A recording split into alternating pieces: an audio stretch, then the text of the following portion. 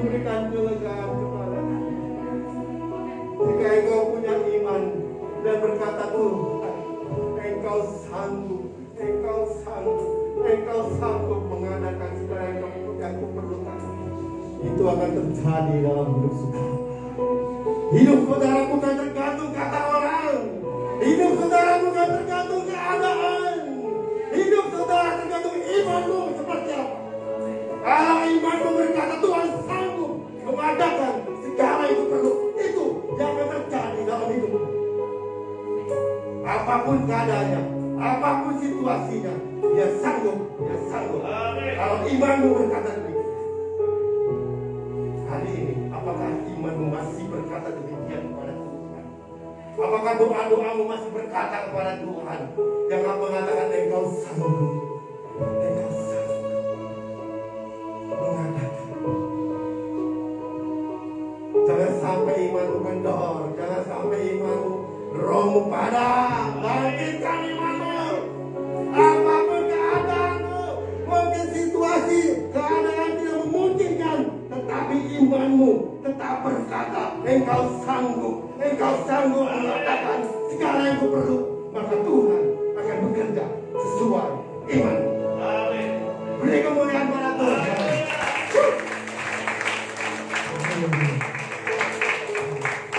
Tuhan tidak perlu anak-anak yang lebay, tapi Tuhan perlu anak-anak Tuhan yang punya iman kuat. Apapun keadaannya, apapun situasinya, tetap berkata, engkau sanggup.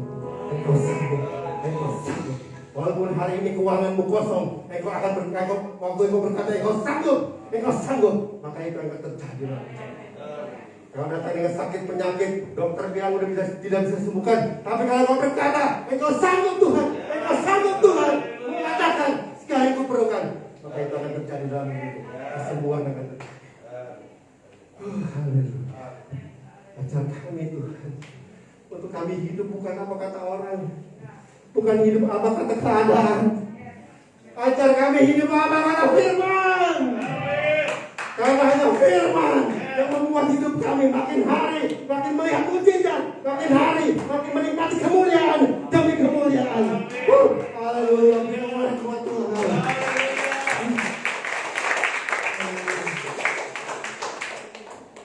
Saya tidak tahu apa keadaan saudara, tapi yang saya tahu Tuhan yang saya sembah, Tuhan yang saudara sembah sama kuasanya, tidak berubah dulu, sekarang, sampai sekarang. Tergantung iman saudara, tergantung iman. Berfirmanlah Tuhan sebab kami mendengar. Kami tidak tahu apa yang harus bicara Tuhan, tapi kami mau menjadi hambungan lidahmu, mengajar jemaat untuk kami ajar bagaimana mereka hidup, supaya kami menikmati kemuliaan demi kemuliaan. Haleluya. Dalam nama Tuhan Yesus kami berdoa ucap syukur. Mari semua yang percaya katakan amin. Saya paling suka kata-kata yang lain.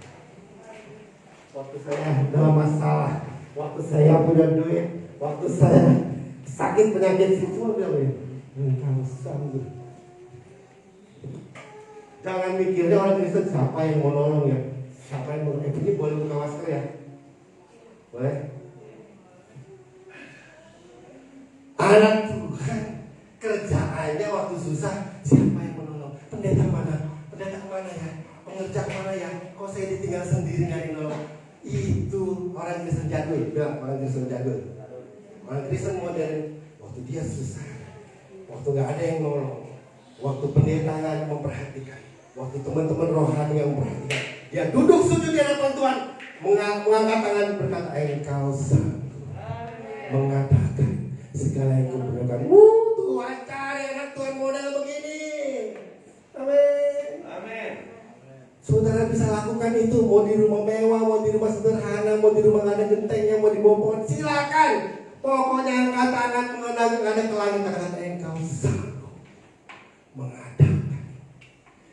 Sekalipun kata orang tidak mungkin, sekalipun keadaan kalau dihitung matematikanya nggak nyampe, tapi saya punya iman, engkau sanggup mengadakan.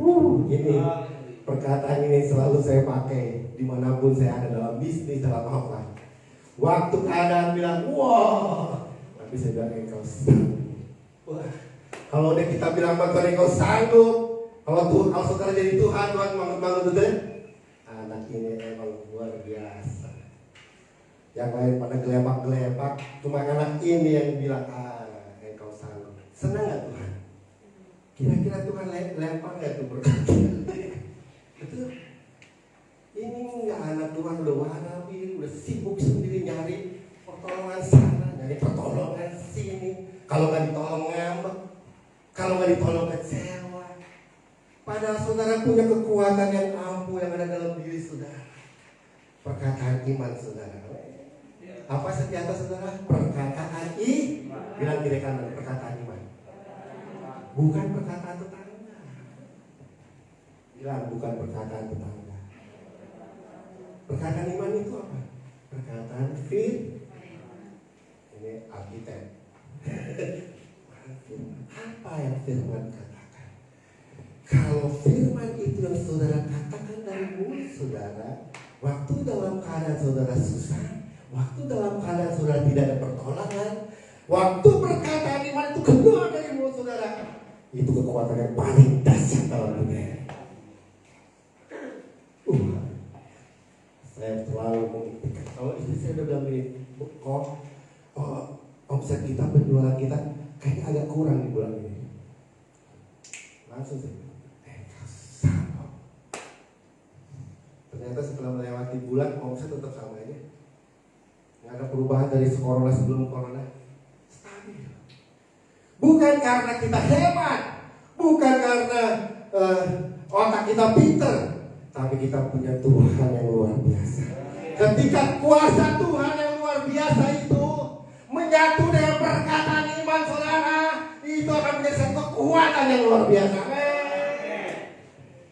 Kenapa kuasa Tuhan tidak bekerja dalam hidup saudara? Karena perkataan tetangga yang keluar dari mulut saudara, karena perkataan keadaan yang keluar dari mulut saudara. Padahal kuasa Tuhan sudah ada dalam hidup saudara. Saya ulangi. Ketika kuasa Tuhan dan perkataan iman menyatu, dahsyat.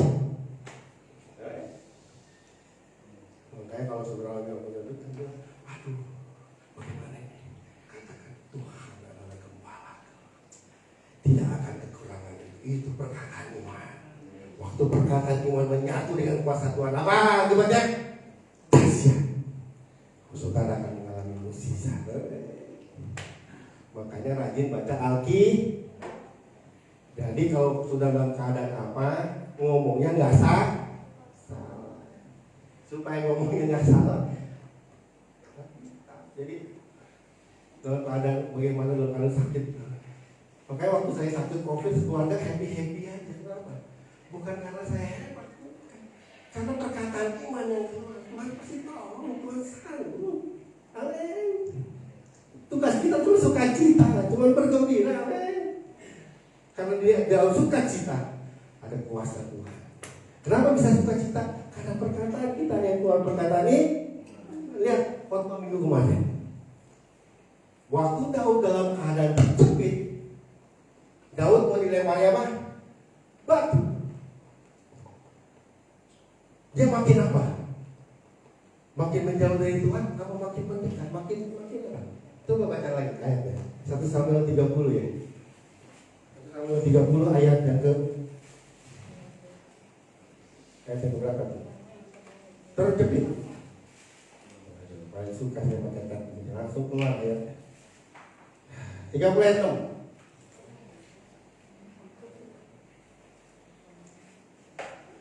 Jadi saudara justru dalam keadaan situasi susah, dalam keadaan situasi terjepit, itu kesempatan saudara untuk melihat mujizat. Amin. Makanya saudara, saya nggak mau saya nggak mengajak saudara untuk berdiam diri. Tuhan kasih masalah saya dong, kasih masalah enggak. Saudara jangan minta masalah sama Tuhan. Amin.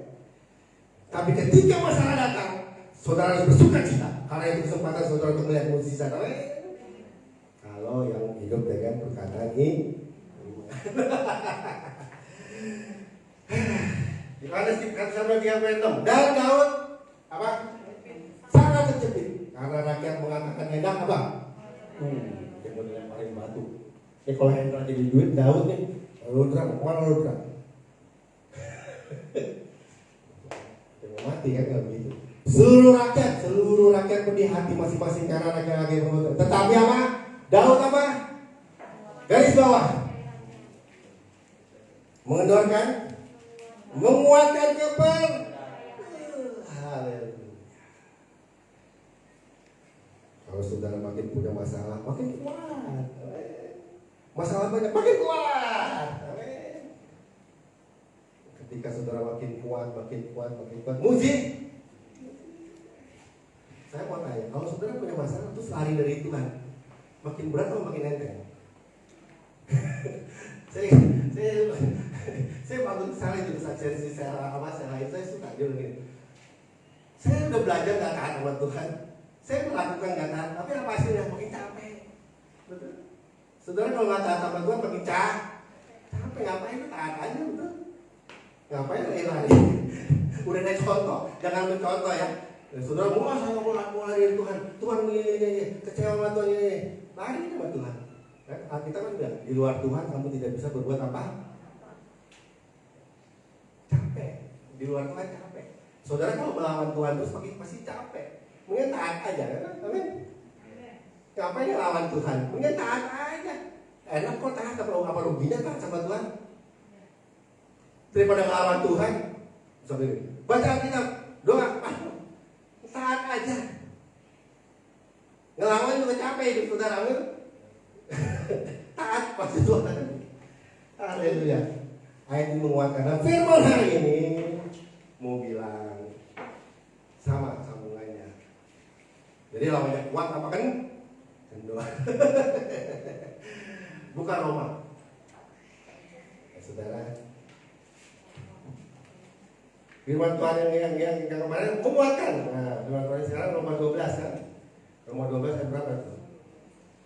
12 ayat 11.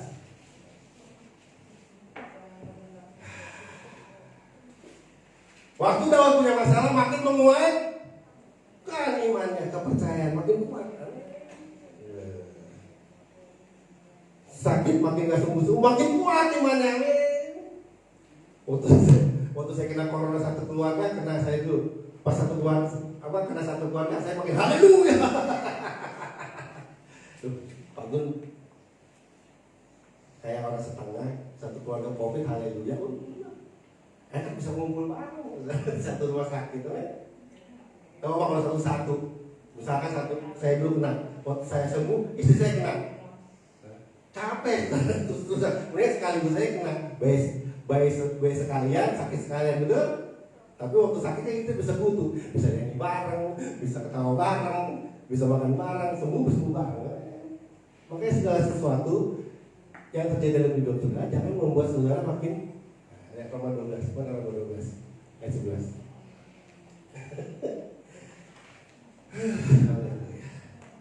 Janganlah apa? Kalau mereka makin menguatkan. Kalau sekarang jangan kendor. Biarlah rohmu menyala-nyala dan layani. Kenapa kita pakai kata kendor? Saya juga bingung. Misalkan janganlah jenuh, misalkan kerajinanmu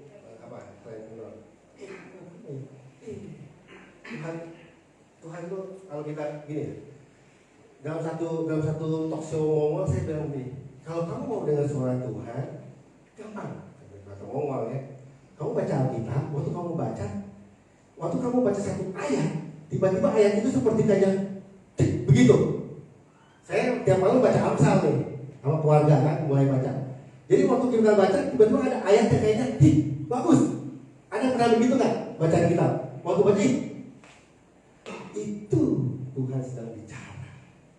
Ngerti? Yang nggak baca malah ngerti nih. Makanya saudara baca. Nanti waktu saudara di ayat keberapa tiba-tiba Tuhan panggil, kendor. Kok Tuhan kendor orang sebenarnya? Saudara Tuhan, kalau kamu kendor, celana kendor deh, celana kendor.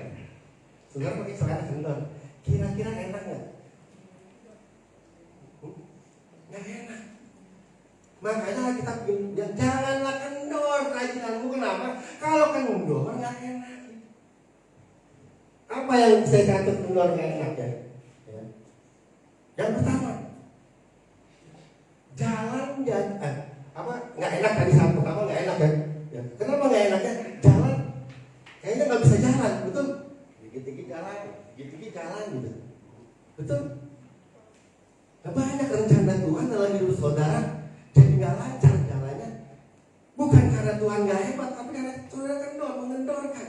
Waktu saudara mengendorkan kerajinanmu, rencana Tuhan jadi tersendat-sendat tuh. Jalan jadi melorot lagi. Makanya kita katakan jangankan supaya rencana Tuhan terjadi dalam hidup saudara dengan cepat. Amin. Saudara doa minta rumah, saudara minta ini. Kenapa lama? Mungkin kerajinan kendor ini melorot terus. Jadi Tuhan mengasihnya juga mundur lagi, betul? Makanya kita bilang jangan kendor. Oh iya ya. Oh supaya kendor itu begini. Kedua saja. Kenapa? Kendor menghambat. Nggak bisa jalan cepat, betul? Kecepatan kita jadi berkurang karena kan padahal kita melarilah dengan cepat. Saudara mau cepat kaya? Saudara mau cepat berkati? Apa-apa cepat. Kalau punya pacar, Tuhan pengen punya pacar, pengennya berkat cepat, betul? Pengen doa cepat, betul? Minta pacar, besok pacar datang, betul? Minta mobil, pengen besok mobil, betul? Orang Israel maunya cepat, tapi kerajinannya kendor. Bagaimana saudara? Saya ulangi, orang Kristen mau semua pengen tapi kerajinan kan wah. Karena kendor itu membuat jalannya nggak cepat. Makanya saudara mau cepat, segala cepat, doa dijawab. Jangan nunggu Tuhan. Cek introspeksi kerajinanmu kendor nggak? Amin. Doanya kendor nggak? Ini minta cepet doa kendor. Ini doa maunya cepet, baca firman kendor. Tadinya 2 ayat, setengah ayat. Makanya kiriman ekspedisi dari saudara kendor juga. Amin. Ada lagi saya tutup. Kenapa kendor? Kendor itu menghambat gerakan, saudara. Jadi coba ya, orang nari Bukima sama Budaya kan suka nari itu ya Bu ya, nakal ya. Kira rock kendor, kira-kira bisa nggak nari?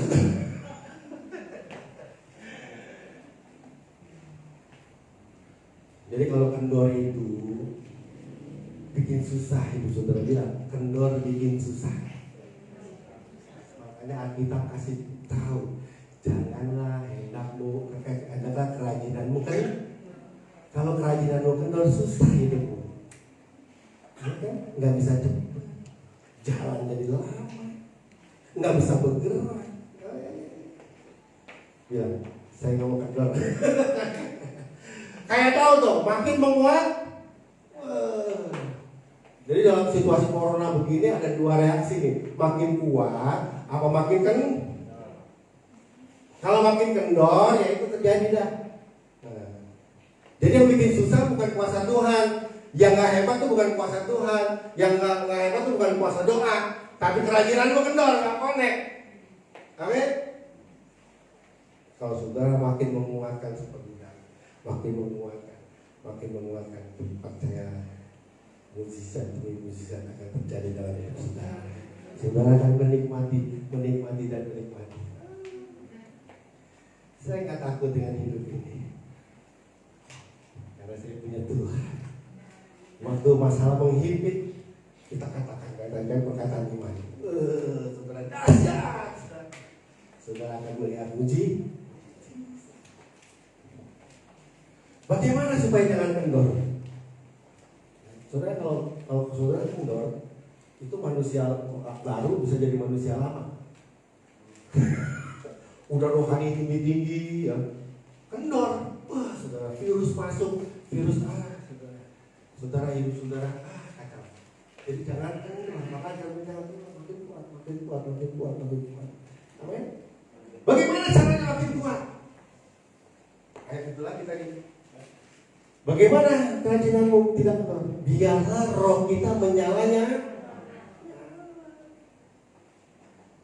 Supaya gak kendor, biarlah rohnya menyalanya. Loh, Tuhan kok biarlah roh menyala-nyala? Kan kalau udah nyala tetap nyala. Kata Alkitab, roh bisa padam. Iya, ada ayat. Kan gini. Janganlah hendaklah kerajinan kendor. Oh iya, Tuhan benar, jangan kendor. Supaya hidup saya gak susah. Kalau kendor kan tadi susah tuh.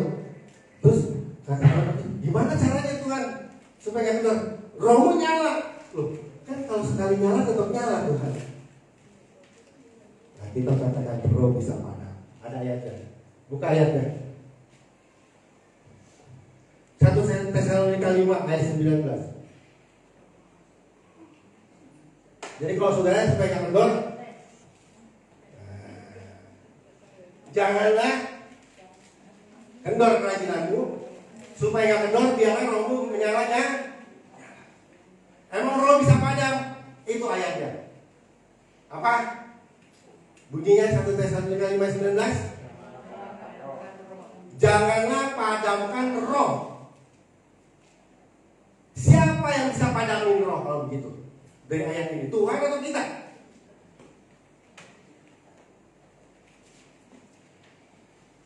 Alkitab ini berkata kepada kita, apa kepada Tuhan? Kepada kita. Ngomongnya gini, janganlah padamkan roh. Bukiman jangan padamkan roh. Ezra jangan padamkan roh. Pertanyaannya, siapa yang bisa padamin roh?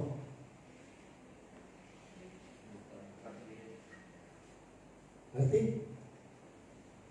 Alkitab tadi yang sebelumnya janganlah kerajaan kendor, roh menyala-nyala. Siapa berarti yang bisa menyalakan dan memadamkan roh? Tuhan atau kita? Tuhan atau kita? Makanya saya bilang manusia baru bisa jadi manusia lama kalau saudara padamkan roh.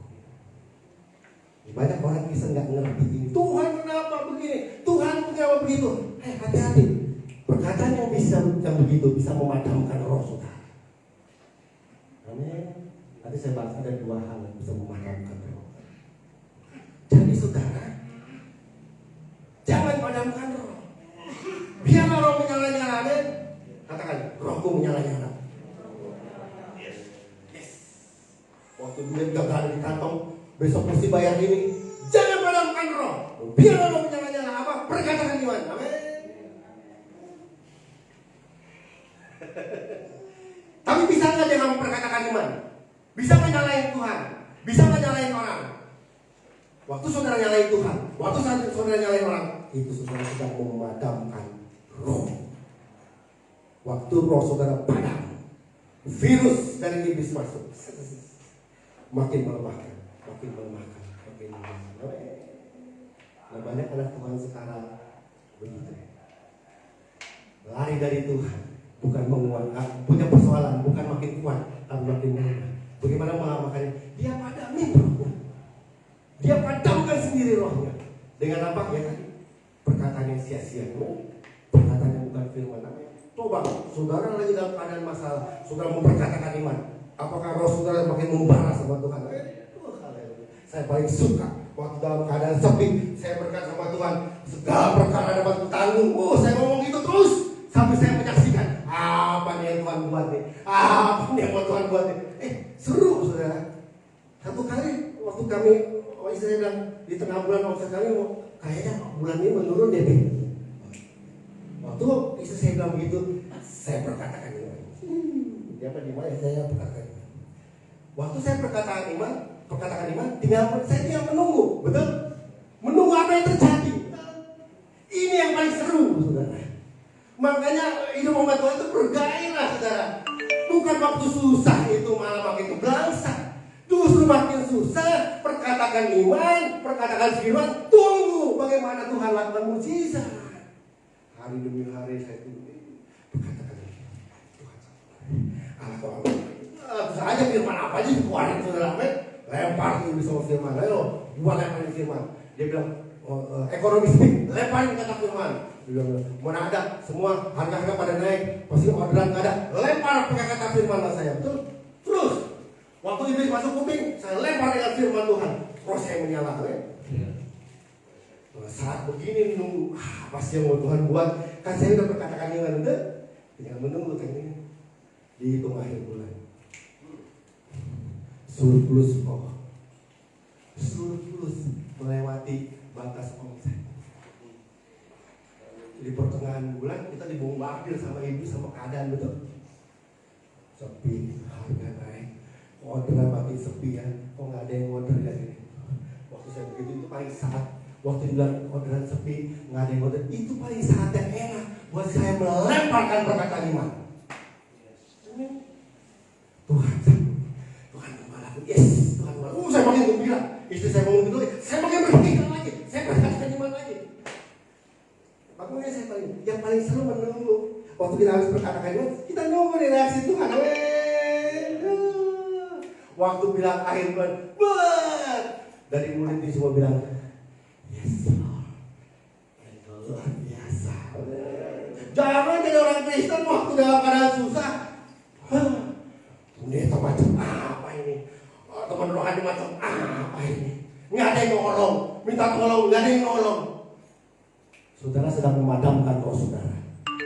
Waktu makin padam, makin saudara terserang virus, makin melemah. Saya paling bersyukur kalau saya dalam keadaan susah, nggak ada yang nolong. Itu keadaan yang paling menyenangkan. Kenapa? Karena saya sedang menantikan pertolongan satu orang yang tidak pernah meninggalkan, dan itu adalah Tuhan. Makanya saya heran banyak orang Kristen kalau nggak ada yang nolong kecewa, sakit hati, lari dari Tuhan. Manusia paling bodoh di dunia. Ada waktu nggak ada yang nolong, itu kesempatan emas untuk saya menunggu satu orang yang kata Alkitab tidak pernah meninggalkan dan kuasanya hebat, yaitu Tuhan. Saya cuma duduk di Tuhan. Semua orang meninggalkan, yang tidak meninggalkan. Makanya sekarang kalau orang nggak nolong saya, bukan saya marah. Memang nggak perlu, bukan nggak perlu orang gitu. Karena udah kebiasaan minta tolong Tuhan gitu. Ngerti maksud saya? Karena udah kebiasaan minta tolong Tuhan, jadi kalau nggak ada yang nolong saya kecewa. Misalkan saya lagi susah, terus Pak Alex nggak nolong, oh nggak apa-apa, saya tetap berteman sama Pak Alex. Kenapa? Karena pertolongan kita bukan dari Pak Alex, pertolongan kita bukan dari mereka, pertolongan kita bukan dari Hendra. Karena udah terbiasa menanti pertolongan dahsyat dari satu orang yang tidak pernah meninggalkan, yaitu Tuhan. Betul. Ini yang tidak dilatih oleh anak-anak Tuhan. Nggak ada yang nolong ngambek, nggak ada yang nolong kecewa. Padahal dia punya satu penolong yang tidak pernah meninggalkan dia. Samanya saudara padamkan roh dan tidak memperkatakan iman, cuma berkatakan iman. Dia akan datang dengan kedahsyatannya. Dan waktu dia tunjukkan kedahsyatannya, saudara akan bengong. Saudara akan bisa ngomong. Saudara cuma bisa thanks God. Ini saya alami dalam hidup saya bertahun-tahun. Makanya saya nggak perlu pertolongan Tuhan, bukan. Kalau ada yang nolong, puji Tuhan, amin. Kalau ada yang nolong, puji Tuhan. Kalau nggak ada yang nolong, puji Tuhan juga. Dan itu kesempatan emas untuk saudara menanti pertolongan dari Tuhan. Dahsyat saudara. Nggak bisa ngomong saudara. Kalau Tuhan udah tolong tuh ya, yang lain nggak nolong, Tuhan tolong, dahsyat tuh. Nggak bisa ngomong saudara. Saudara suami sahabat akan nangis. Karena kedahsyatan Tuhan luar biasa. Makanya saya suka bilang, lebay, kamu itu orang Kristen, lebay. Tuhan itu udah hebat segala-galanya. Tapi kalau kamu masih merasa susah, merasa menderita, kamu yang lebay. Apa kurangnya Tuhan? Yang jadi masalah kenapa? Saudara padamkan roh saudara. Dengan apa? Dengan tidak memperkatakan iman. Tidak memperkatakan iman. Amin? Hari ini kuatkan iman saudara. Kuatkan kepercayaan saudara. Kuatkan roh saudara. Apapun keadaannya. Kenapa? Karena Tuhan terlalu dahsyat dalam hidup kita. Udah susah ngomongnya. Makanya kalau ada apa enak.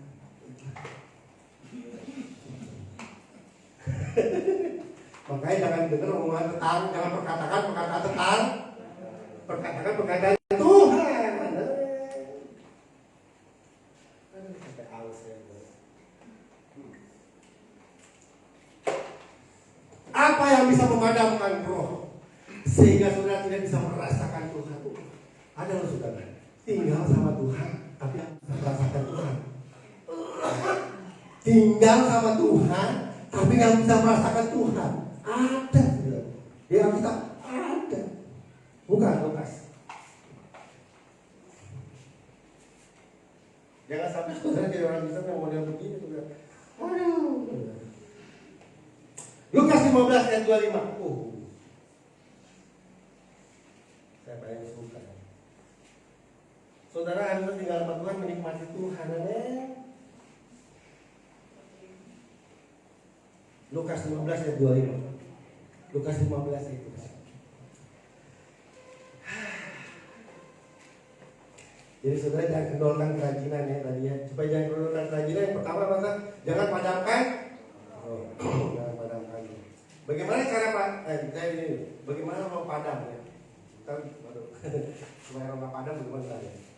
Ini dulu, kenapa bisa padam roh? Yang memadamkan roh siapa? Kita. Bukan Tuhan. Kalau kita nyalain, nyala. Bagaimana nyalainnya? Perkataan iman. Makanya saya seru kalau dalam kita sudah pada susah itu seru saudara. Kita perkatakan iman, mantap. Makanya saya bilang kalau saudara punya masalah, saudara mesti terima kasih Tuhan, praise the Lord. Bangun gila. Bukan cari masalah ya, bukan cari masalah. Saudara dalam keadaan tenang tiba-tiba ada masalah, betul? Praise the Lord. Karena di situ waktunya saudara melihat mujizat. Kalau saudara nyalakan roh, kalau padamin roh ya habis saudara virus masuk, amin. Kabur. Oke. Oke sih bingung. Orang kok takut mau masalah ya. Tapi bukan cari masalah, ingat bukan cari masalah. Ya kan? Waktu masalah datang, saudara baik-baik, setia sama Tuhan, masalah datang. Kan saya bilang, saya ngasih perbulan oke, ngasih persembahan oke, betul? Nggak pernah lagi memberi, tapi profesor saya hilang juga 20. Apa Tuhan nggak tolong? Kasih persembahan tiap bulan, tiap minggu. Kasih per bulan tiap bulan. Kompresor yang 20. Tuhan nggak nolong? Bukan itu persoalannya. Lewat peristiwa itu, Tuhan ingin buat sesuatu, amin. Saya nggak marahin malingnya. Saya nggak langsung, saya nggak bisa. Sudahlah, kita doa. Yang terima kasih, berkati orang yang kami. Saudara, apa yang terjadi? Omset saya naik 2 kali lipat dari habis peristiwa itu. Amin. Saudara tiba-tiba waktu saudara motor diparkir, saudara nggak bilang sama ini motor gua aja yang diambil, motor gua bagus gua ambil aja, enggak kan? Tapi dari yang kelas 10 motor saudara yang diincer. Berarti motor saudara bagus kan, hebat kan? Menarik perhatian maling kan? Ibarat kalau ada wanita cantik, wah yang ini nih yang paling gua ambil gitu kan? Kenapa saudara jadi sedih? Saudara mesti bersyukur motor saudara diambil. Gila lagi nih mobil. Itu terserah saudara. Saudara mau padamkan roh atau mau nyalakan roh? Waktu kejadian itu saya mau nyalakan roh aja, bilangnya mau sudah. Mungkinnya lagi ada keperluan. Nanti Tuhan yang berurusan. Urusan saya mengucap syukur. Urusan maling, urusan Tuhan. Urusan saya nggak mau maling. Urusan yang perkara yang maling itu bersama Tuhan sama dia, betul? Urusan saya bagaimana bersyukur kepada Tuhan buat kejadian itu, amin. Nanti saudara lihat apa yang terjadi setelah saudara kehilangan motor, terus bersyukur, nggak marahin malingnya. Saudara lihat apa yang terjadi. Itu yang paling mengasihkan, saudara. Nanti kalau tiba-tiba saudara dikasih motor yang paling lebih bagus lagi, bengong saudara. Betul? Nanti saudara dikasih yang hilang itu diganti harganya 2 kali lipat, bengong saudara. Tapi masalahnya saudara waktu kejadian itu padamkan roh atau nyalakan roh, amin. Makanya dalam hidup saya simpel. Jangan padamin roh, nyalain. Saya digampar orang dan kok. Saya sedang menyalakan roh. Waktu saya marah-marah bangsa kayak ini salah nih, mau digampar nih. Perkataannya apa yang keluar? Memadamkan. Saudara melihat mujizat? Nonsense. Karena mujizat bisa terjadi kalau ada perkataan iman yang keluar. Oke, waktu hilang. Sudah. Besok Tuhan ganti yang lebih banyak. Dipikirin. Tapi udah, waktu dipikirin, iblis saya udah ngalahin. Terus perkataan iman. Sampai Tuhan perkara baru dikirim. Wah iya. Ternyata peristiwa itu supaya buka jalan ini toh. Tuhan hebat ya. Amin. Jalan apa yang bisa memadamkan roh? Ayat 25. Tetapi anaknya yang suruh berada di ladang, dan ketika ia pulang dan dekat ke rumah, ia mendengar bunyi seruling dan nyanyinya tari-tarian. Selanjutnya 2. Lalu ia memanggil salah seorang hamba dan bertanya kepadanya, apa arti semua itu? Lanjut 27. Jawab hamba itu, adikmu telah kembali dan ayahmu telah menyembeli anak lembu tabun karena ia mendapatkan kembali dengan saya. Ayat 28. Maka lalu ayah keluar dan berbicara dengan dia.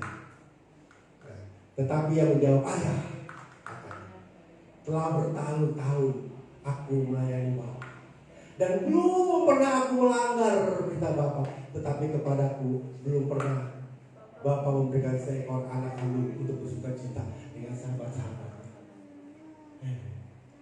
Anak sulung tinggal sama Bapak, tapi dia ngomongnya gitu. Bertahun-tahun melayani Bapak, belum pernah melanggar perintah Bapak. Kepadaku belum pernah diberikan. Jadi dengan kata lain orang Kristen begini, wah saya hidup di gereja, saya udah percaya Tuhan bertahun-tahun melayani, kok saya nggak ngerasain Tuhan ya, nggak merasakan Tuhan tuh, padahal itu anak sulung. Kan udah pernah dibahas kan, kalau anak saya nih kulkas di rumah saya, kalau anak saya boleh nggak dia buka kulkas, ambil tuh makanan tanpa bilang, boleh nggak? Mau misalkan boleh, terus sore deh, mami, aku tadi ngambil minuman mami apa yang ini? Kamu ini nggak marah kan? Jadi begini, anak boleh melakukan, boleh haknya itu boleh apa ya? Menikmati apa yang Bapak punya, apa orang tua punya. Tapi kalau hamba enggak di rumah, coba minum makanan yang istri saya, karena haknya beda. Nah saya bingung, ini anak sulung, anaknya bapaknya, tinggal sama bapaknya tapi nggak merasakan. Kayak orang Kristen di bertahun-tahun nggak merasakan. Berarti ada yang salah. Siapa yang salah? Tuhan atau anak sulung? Kalau saudara hari ini bertahun-tahun dari orang Kristen, tidak menikmati Bapa, tidak menikmati kasih Tuhan, tidak menikmati berkat Tuhan, bukan Tuhan yang salah, tapi saudara yang salah. Karena apa? Dari ayat ini saya lihat sebelumnya ayat 28. Ayat 28. Maka apa? Marah. Ada dua hal yang bisa menyebabkan padam roh saudara, sehingga saudara nggak bisa menikmati kenikmatan Tuhan, nggak bisa menikmati berkat-berkat Tuhan. Yang pertama, marah. Gampang marah, dikit-dikit marah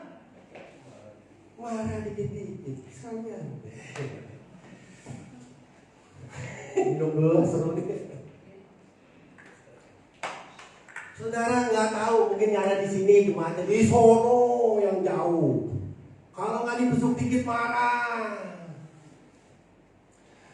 nggak dilayani dikit marah. Sekalipun saudara tinggal dalam rumah Bapa, sekalipun saudara tinggal dalam suasana sorga, kalau saudara gampang marah, nggak akan menikmati kemuliaan Bapa. Gampang marah itu bukan apa, marah itu ada dua. Marah karena marahin emosi anak, Bukan marah itu yang saya mau. Marahnya yang lain. Bukan marah yang, kamu begini, bukan. Itu marah perlu yang kayak begitu. Kalau dia nakal, betul. Tapi marah yang ini bukan marah yang begitu. Ada dua kemarahan dalam diri orang Kristen. Yang pertama adalah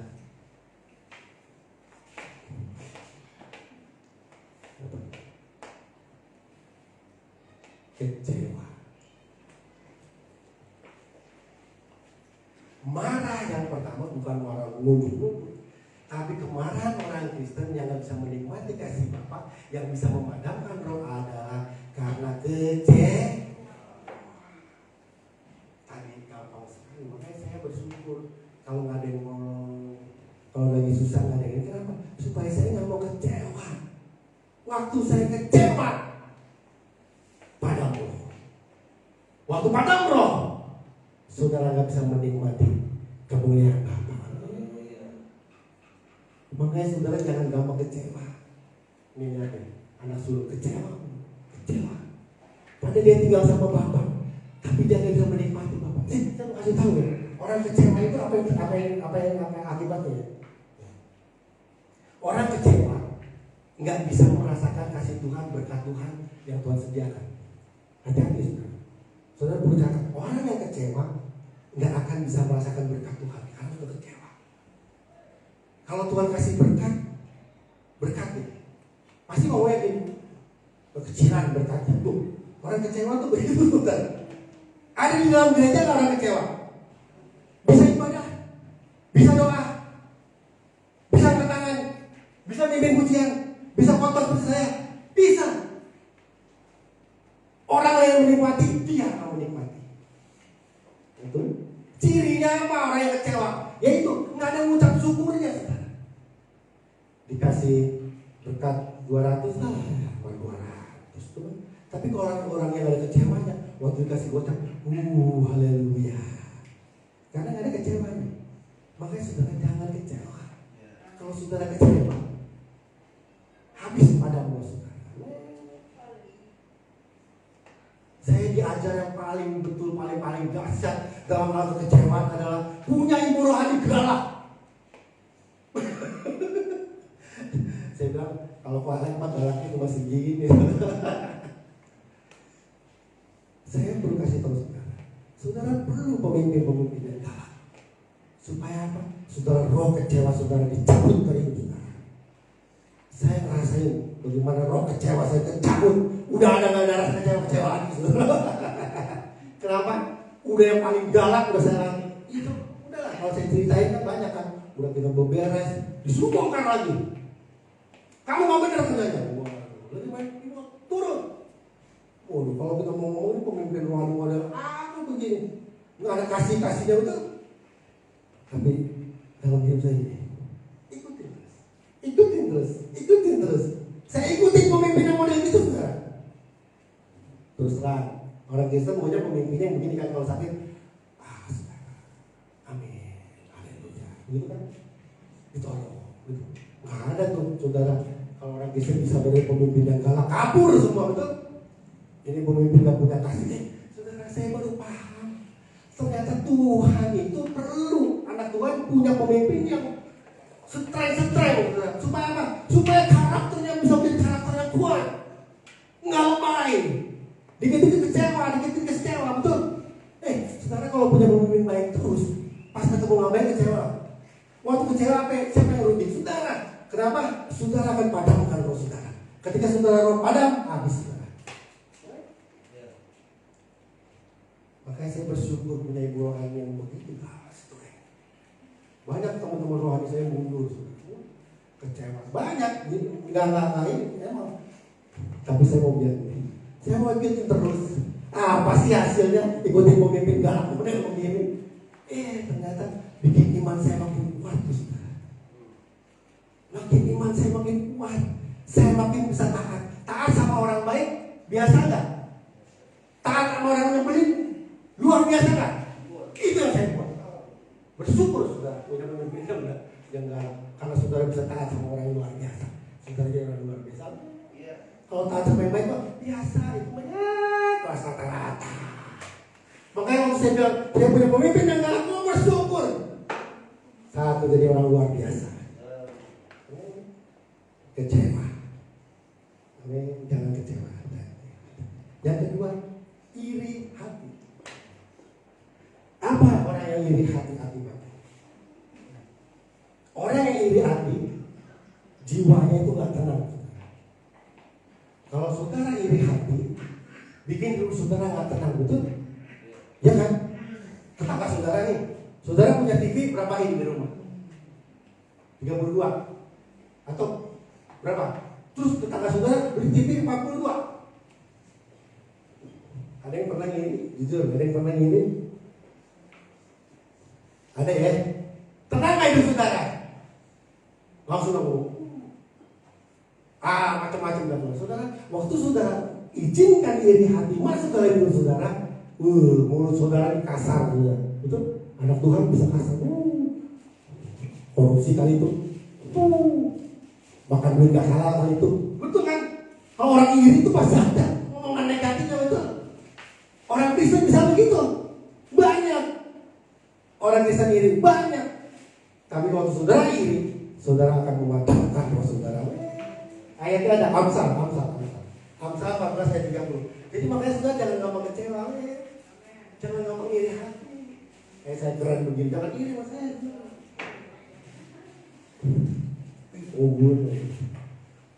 Kalau saudara iri, padam roh saudara. Waktu padam roh saudara nggak menikmati. Orang iri hati itu jiwanya nggak tenang. Tadi orang kecewa kan tadi dia bisa merasakan berkat Tuhan ya. Kuasa Tuhan, berkat Tuhan, nggak bisa ngerasain kehadiran Tuhan, orang kecewa juga. Aduh, nggak saudara jangan ngomong kecewa. Bilang kiri kanan jangan kecewa. Yang kedua jangan iri nggak tenang. Punya rumah satu pakai rumah dua, yang lain di rumah gua nggak mau, nggak tenang setiap hari mikir. Enggak saudara, itu rezeki dia, rezeki kita, rezeki kita kalau rumahnya kecil ya sudah. Kalau ada orang dikasih rumah gede, ya udah dia mampu bayar. Kita saudara mampunya bayar rumah kecil, kita minta Tuhan rumah gede, dikasih Tuhan gede. Wah, bayar listriknya kalau nggak saudara. Rumah saya listriknya 7.000. Dulu 1.300, canggung. Minta doang, wah minta rumah gede, dikasih nih, gua kasih. Kasih udah bilang kasih. Pas kasih rumah gede, listriknya 7.000. Tahu nggak saudara? Bayarnya mahal. Jadi saudara jangan iri, betul? Masing-masing orang ada bagian. Kalau saudara iri, saudara akan nggak tenang gitu. Apa? Amsal coba. Amsal 14 ayat 30. Amsal. Jangan iri. Waktu saudara iri, padam roh saudara. Waktu padam roh saudara, saudara akan tenang hidup saudara. Saudara bisa menikmati. Yang rugi siapa? Yang diiri yang rugi nggak rugi. Yang rugi saudara, yang diiri nggak rugi. Saudara iri sama saya mah nggak rugi. Saudara yang iri rugi. Ya kan? Hati yang tenang menyegarkan tubuh. Udah, saya nggak mau ngomong tentang kata kitab ya. Hati yang iri ngapain? Iri aja terus saudara. Saudara mau busuk Tuhan, iri aja terus. Ya kan? Waktu saudara iri, padam roh. Habis ngomongnya saudara. Nggak mau ngapain ngiri-ngiri. Ya kan? Ada rencana saya bersuka citanya. Saudara menyalakan roh. Waktu menyalakan roh, maka Tuhan akan luar biasa. Jadi dua yang menyebabkan padam roh, kecewa dan iri. Ini untuk orang-orang Kristen di dalamnya. Anak sulung nggak bisa melayani. Ya kan? Ada di dalam gereja kecewa dan iri hati saudara. Nah bagaimana? Tadi ayat terakhir Roma 12 ayat 11. Ayo kembali terakhir. Roma 12 ayat 11. Bagaimana supaya janganlah hendaklah kerajaanmu kan kendor dikit habis saudara. Susah jalan saudara. Biarlah rohmu menyalanya. Siapa bisa matiin roh? diri sendiri. Dengan apa? Marah. Marahnya ada dua, kecewa dan iri. Irinya, marahnya, kecewanya. Waktu padam roh. Dan bagaimana supaya rohnya nyala-nyala? Supaya rohnya menyala-nyala, Alkitab katakan apa? Layanilah Tuhan. Amin. Supaya semua menyala-nyala, layani Tuhan. Makanya ini pengangguran di dalam gereja ini bermasalah. Makanya saudara jangan jadi jemaat pengangguran. Amin. Bilang pengangguran. Karena kalau pengangguran terus bisa masalah, bisa kendor, bisa padam. Sebisa mungkin apapun layani itu. Oh, pokoknya bagaimana ini? Kan gereja ditutup, distancing apa namanya? Social distancing. Bagaimana melayani Tuhan? Saudara, saya mau kasih rahasia. Melayani Tuhan di rumah bisa nggak? Bisa nggak? Bisa. Saudara datang kepada Tuhan, saudara katakan, melayani Tuhan bisa. Itu luar biasa. Itu baik banget. Melayani Tuhan nggak? Melayani Tuhan nggak?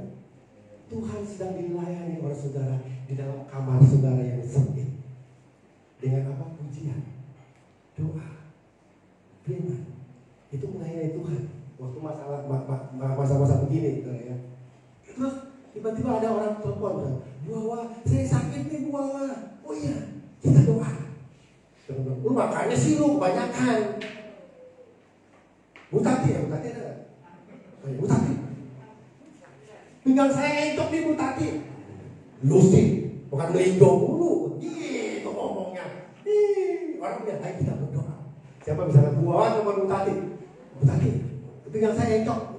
Oh Bu Hawa ya? Ayo doa Bu Hawa, doa. Bisa nggak dilakukan? Itu namanya melayani. Waktu Bu Tati berdoa, nyala nggak rohnya? Waktu Bu Tati bilang, bodoh amat, gue gak bisa doa kan. Urusan Pak Alex itu apa pendeta? Padahal saudara, amin, haleluya.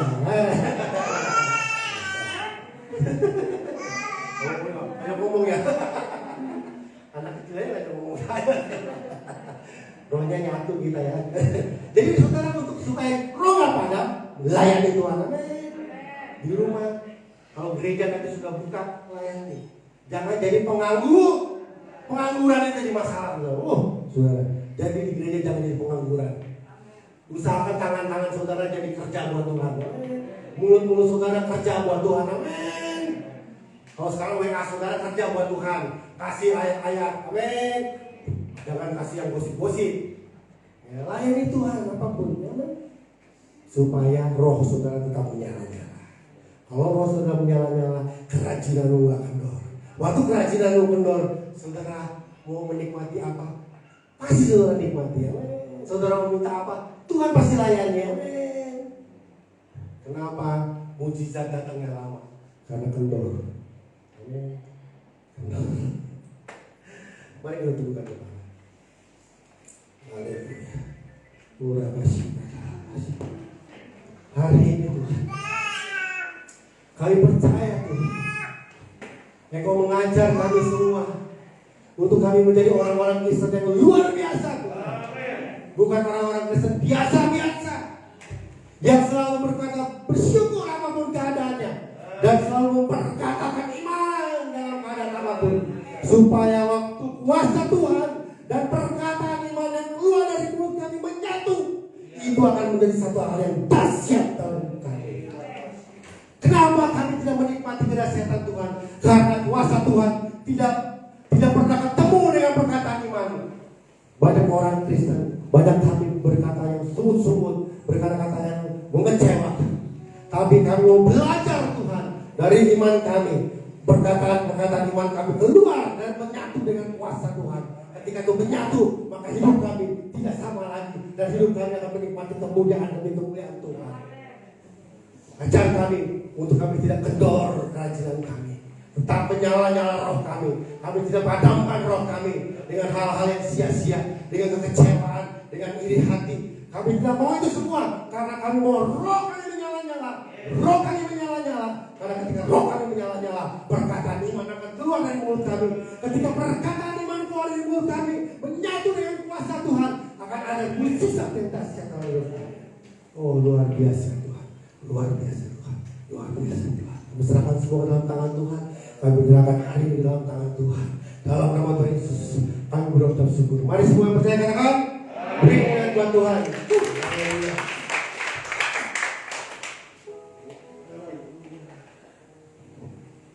Haleluya. Semua diberkati. Haleluya. Yuk jadi dulu satu lagu. Biarlah rohmu menyala-nyala dan melayani Tuhan.